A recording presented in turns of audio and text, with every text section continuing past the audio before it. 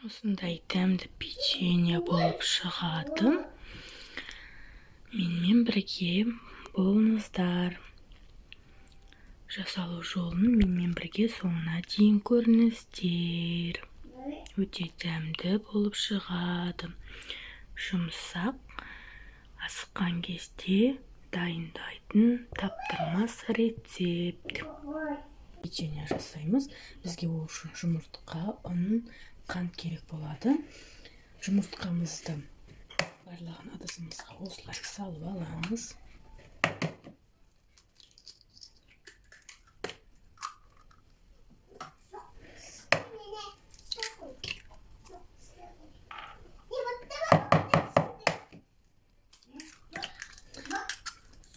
Енді миксермен жақсылап араластырамыз.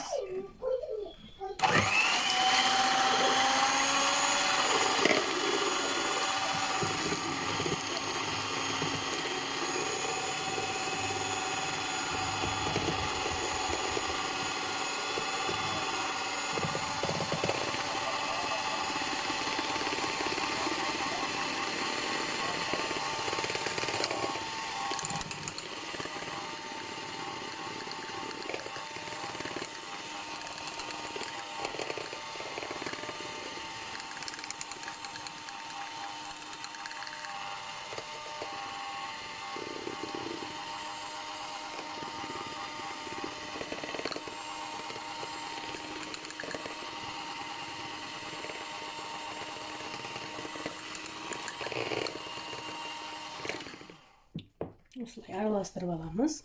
Енді қантымызды саламыз. Бұл жерде 400 грамм қант. Осы 3 ақ заттан өте дәмді печенье пісіреміз. Араластырамыз.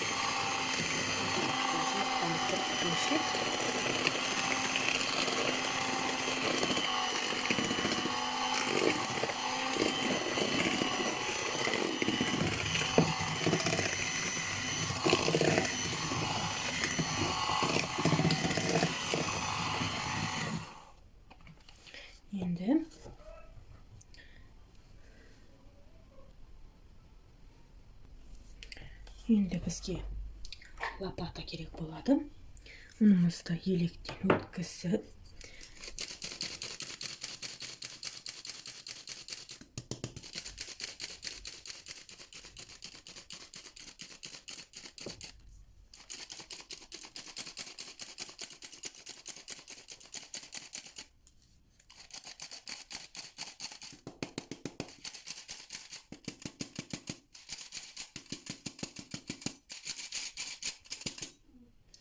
енді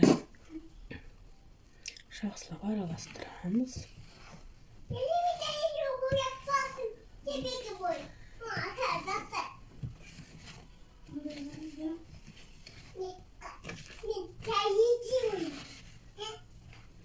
Жұмсақ болып шығу керек қазір. Жұмсақ қамыр илейміз. Осы ұн жеткілікті болады.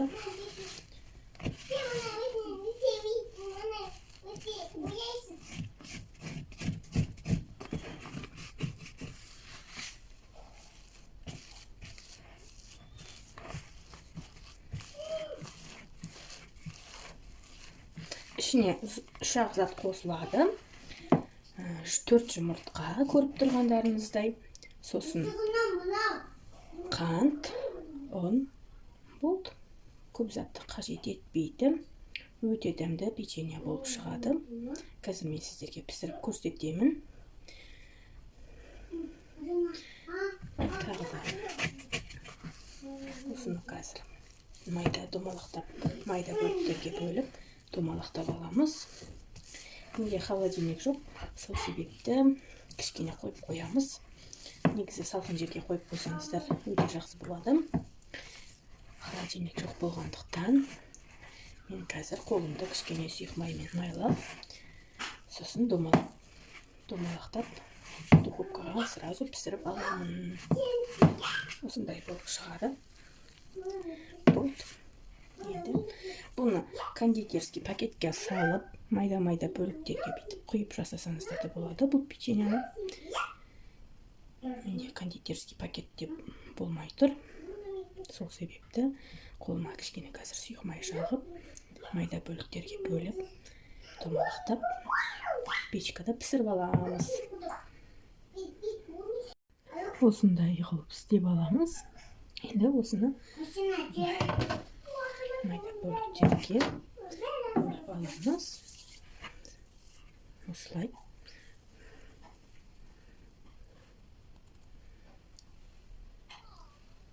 Өте дәмді болып шығады. Осылай домалақтап аламыз.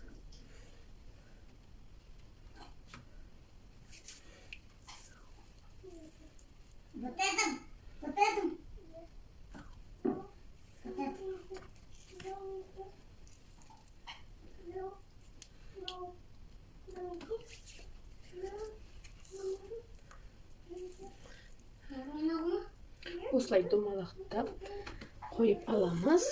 Осылай қойып шығамыз. Енді духовкада қазір пісіретін боламыз. Оған дейін духовкамызды қыздырып қоямыз.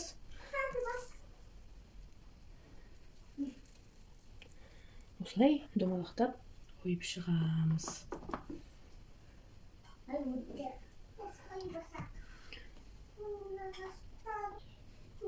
Осылай домалақтап аламыз. Көріп тұрғандарыңыздай. Енді осыны духовкада пісіріп аламыз.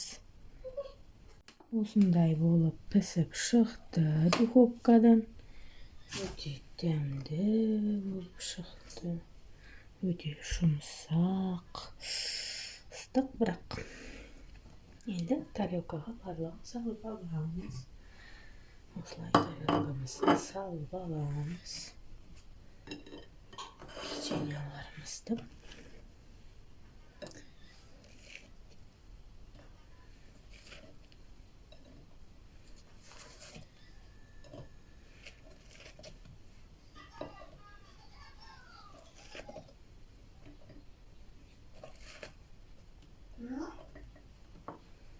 Осындай өте дәмді печенье пісіреміз. Аздап ыстық енді. Біреуін мен сіздерге бұлай бөліп көрсетейін. Өте жұмсақ. Өте дәмді болып шығады. Менімен бірге болғандарыңызға рахмет.